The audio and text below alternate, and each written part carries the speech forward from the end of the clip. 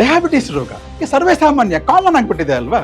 ನಂಗೆ ಪದೇ ಪದೇ ಹಸಿವೆ ಆಗ್ತಿರ್ತದೆ, ತಿನ್ಲೇಬೇಕು ನಾನು, ಎಲ್ಲರೂ ಒಂಥರ ಸಂಟ ಆಗ್ಬಿಡುತ್ತೆ. ಕಾನ್ಸ್ಟಿಪೇಷನ್ ಅಥವಾ ಲೂಸ್ ಮೋಷನ್, ಸರಿಯಾಗಿ ಮೋಷನ್ ಆಗೋದೇ ಇಲ್ಲ. ಎಲ್ಲಾದ್ರೂ ಹೋಗ್ಬೇಕು ನಾನು ಅನ್ಬೇಕಾದ್ರೆ ನಾನು ತುಂಬಾ ಯೋಚನೆ ಮಾಡ್ಬೇಕು, ಪದೇ ಪದೇ ಯೂರಿನ್ ಪಾಸ್ ಮಾಡ್ತಾ ಇರಬೇಕು. ಆಫೀಸಲ್ಲಿ ಇರ್ಲಿ, ಎಲ್ಲೋ ಟ್ರಾವೆಲ್ ಮಾಡ್ತಾ ಇರ್ಲಿ, ಬೈಕ್ ಓಡಿಸ್ತಾ ಇರ್ಲಿ, ನಾನು ಯೂರಿನ್ ಪಾಸ್ ಮಾಡ್ಲೇಬೇಕು. ಮಾಡಿಲ್ಲ ನಾನು ತಡ್ಕೊಳಕ್ಕೆ ಆಗಲ್ಲ. ಒಂಥರ ಕೋಪ, ಅಸಹನೆ, ಇರಿಟೇಷನ್ ಆಗ್ತಾ ಇರ್ತದೆ.